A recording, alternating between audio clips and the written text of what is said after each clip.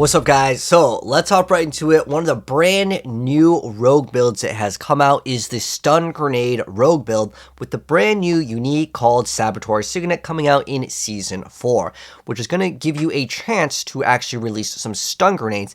And what's cool is this is not a lucky hit chance. It's just a flat out up to 30% if you get a high roll when you use Flurry to just release stun grenades. And look at the AoE size on our Flurry. We're basically hitting enemies pretty much about half the size of the entire screen. It is huge because you can temper to get increased Flurry size for the ability. And on top of that, there is another thing here where on the explosive glyph, we can get up to 594% stun grenade damage, which is technically additive damage, but that is still a massive amount, and all of the aspects now will give you bonus damage to stun grenades when you actually roll it on your pieces of gear. There's also another newer change here with Inner Sight, which makes it so when you attack enemies that aren't marked for Inner Sight, you are still filling up your gauge to actually build up your Inner Sight, and when it does build up, you still have unlimited energy, but on top of that, you get plus 25 crit strike chance for a set duration. So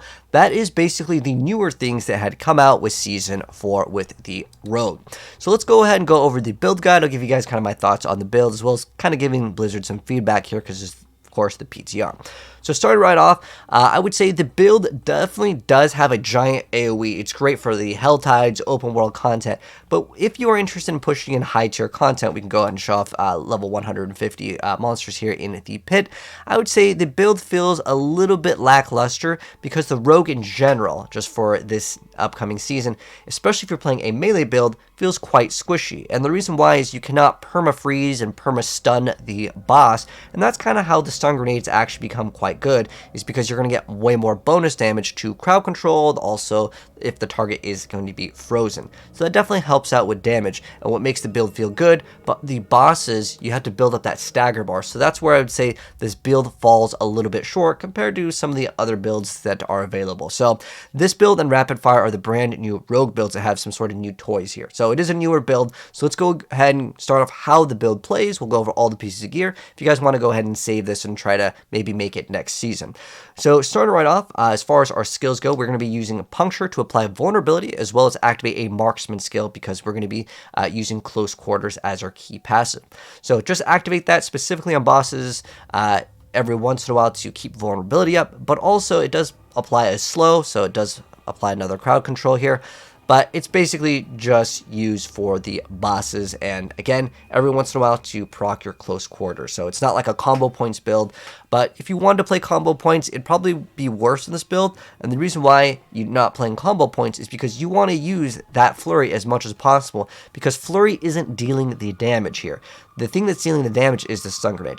Sure, Flurry can do a little bit of damage, and if you're doing Sigil 100 content, sure, Flurry's totally fine. But if you really want to push high tier in the pit, most of the damage is going to be coming from those stun grenades.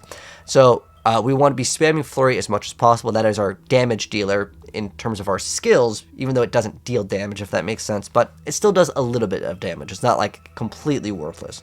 And then we are going to be using that as, again, our main spammable skill. And then Dark Shroud, just activate it when you happen to see it up. And then we're running Dash just for extra mobility. And then Concealment is actually very important. When we come across a group of elites, we're going to be popping Concealment. And that is because Concealment will actually give us the ability to actually gain stun grenades. So we enter or break stealth, so it's basically twice, because once when we push the button, and then next time when we break stealth, when we just activate a skill, it's going to drop another cluster of stun grenades. Now, these stun grenades actually deal more damage if you put it in a two-hander, which is your crossbow. It's going to deal more damage than the Saboteur Signet. This is actually going to be a big source of our actual damage here. So this is going to activate the stun grenades 2 times. So on top of that, we're going to be using the Resilience Assailants aspect. So when we break Concealment, it's going to give us a bonus to defensive stats, giving us 10% resistances and max resistances.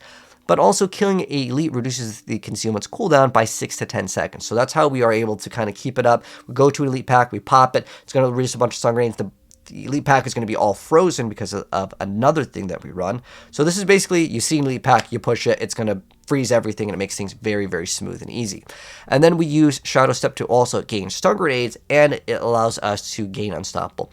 The skill that you could swap out in case you wanted to maybe play an imbuement or even running caltrops would be dash. Dash is a definite swappable skill. The rest of the stuff I would say is arguably pretty dang good. If you really want to, you can maybe drop Dark Shroud and throw Umbrus, and then you can gain your Dark Shrouds by other means, but it would require you to use the Marksman skill here. But that's it for how these skills work, and obviously this specialization is going to be Inner Sight. As far as the aspect goes, I like running Disobedience as well as Juggernauts in Season 4, and the reason why is you need to push your armor beyond the normal cap, and those just make it super easy. If you don't want to run Disobedience, that's fine, but I still recommend running Juggernauts. There's tons of other things that you can run in the helmet category or just in the defensive category instead of Disobedience, because it did get a buff in Season 4. It basically is able to upkeep all of the stacks. It refreshes all of them versus each individual stack needing to activate.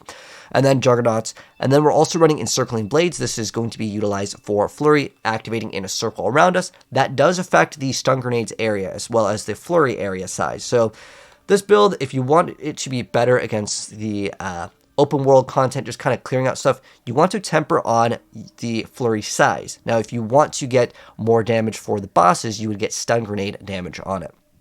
Then I already mentioned Resilience aspect over here in the pant category. So again, that's going to give us extra resistances, and it basically allows you to spam Concealment very consistently, as long as you're just going from elite pack to elite pack when you're doing the pit. But if it's open world content, don't even worry too much about it, unless you see, like, you know, maybe that there is a Helltide boss or something like that, like Kixarth if there's the boss.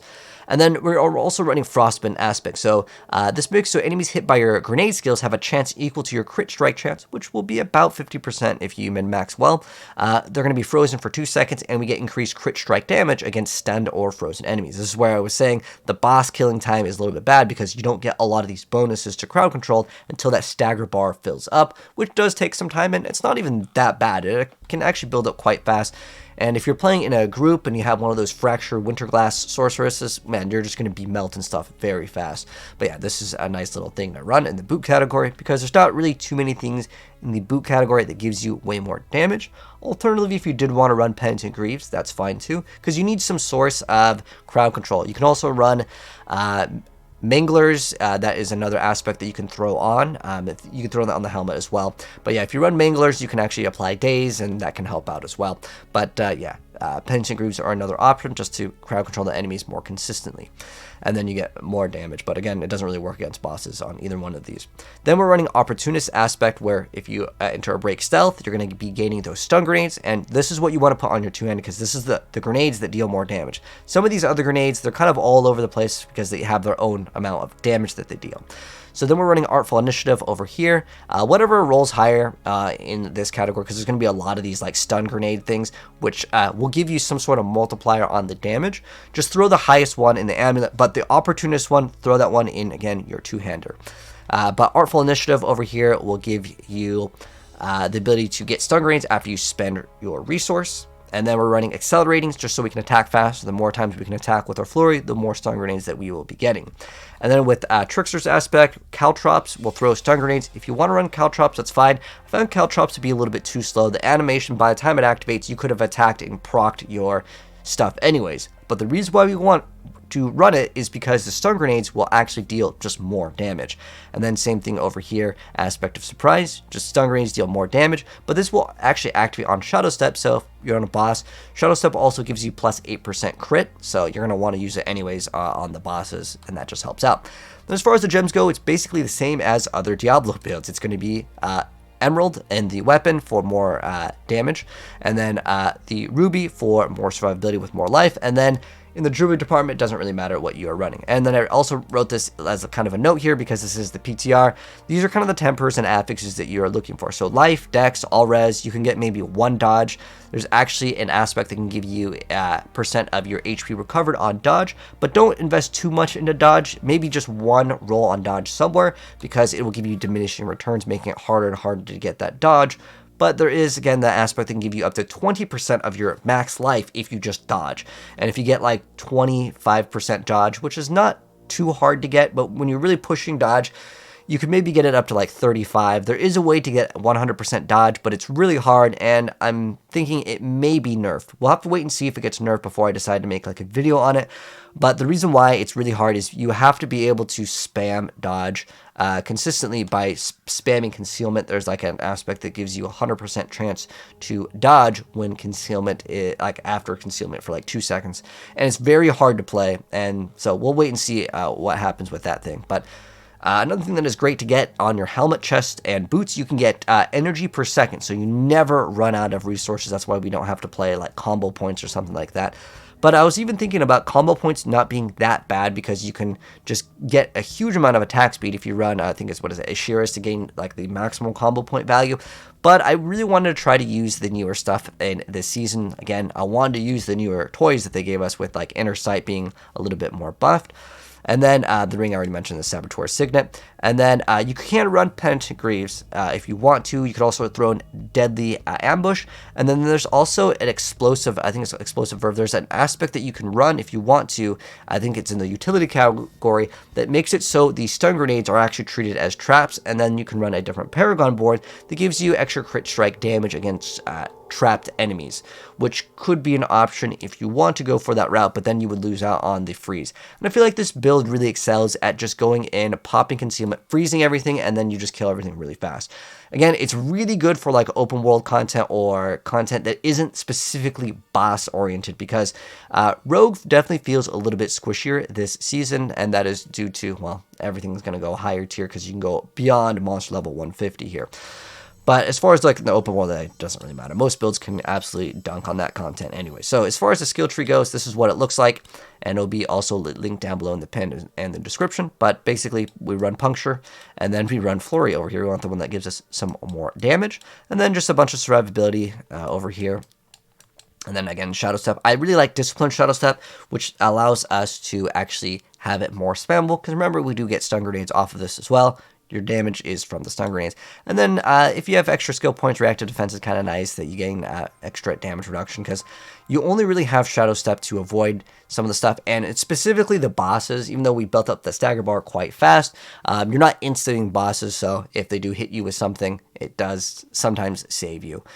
And again, just 1 point into concealment. You don't really need any resources. If you want to put more points into Dark Shroud, that is definitely a good option.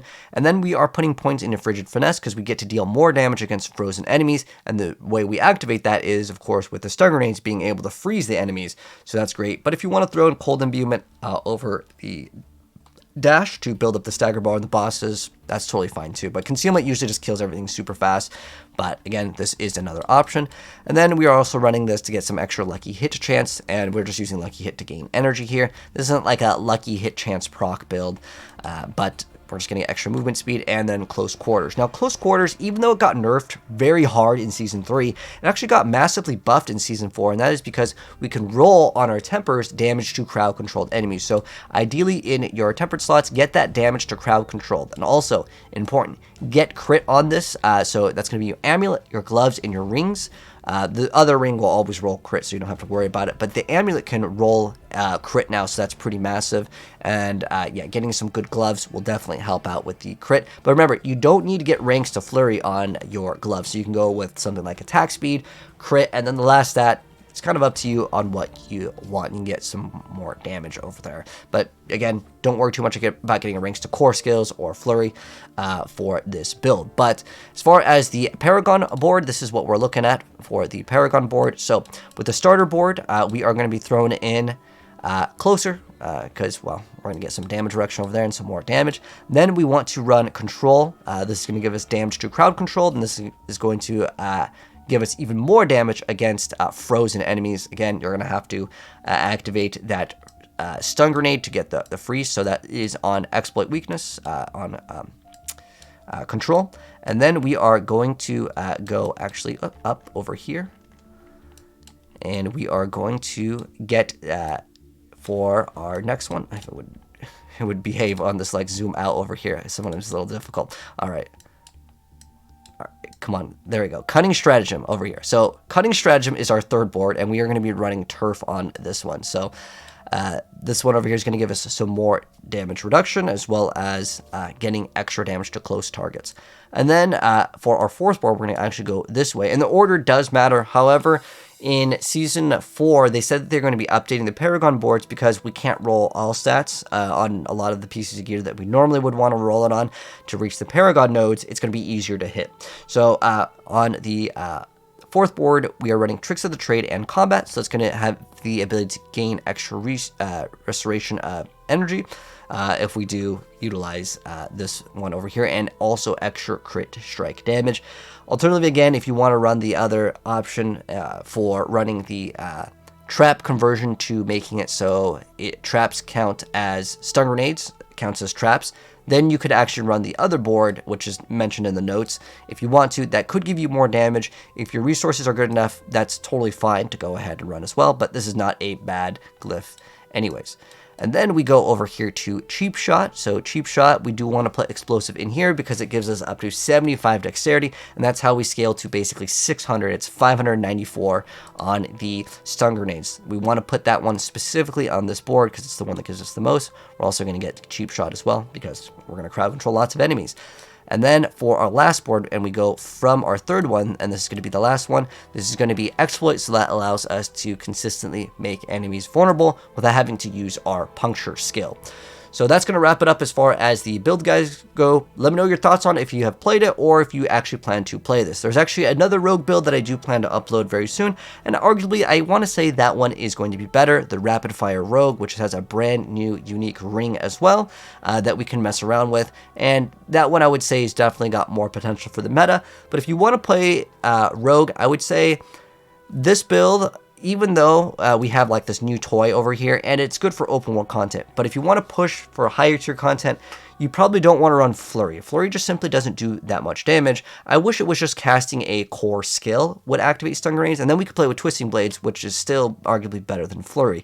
So hopefully they can make some adjustments to the Saboteur Signet, but that is new Flurry stun grenade build, and it's not terrible, it's viable. And if you want to play something maybe off meta, maybe make another build because you're tired of playing maybe Twisting Blades, or you've already played Rapid Fire or Pen Shot, then this is going to be for you. But I wouldn't say that this build supersedes any of the other current existing builds that Rogue has to offer, but the Rapid Fire build, it's not bad, and I'll drop a guide for that. So if you guys want to see that or other build guides in the future, hit subscribe, turn on that build, or yeah, turn on the build, turn on the bell, and I'll see you guys in the next video. Peace out.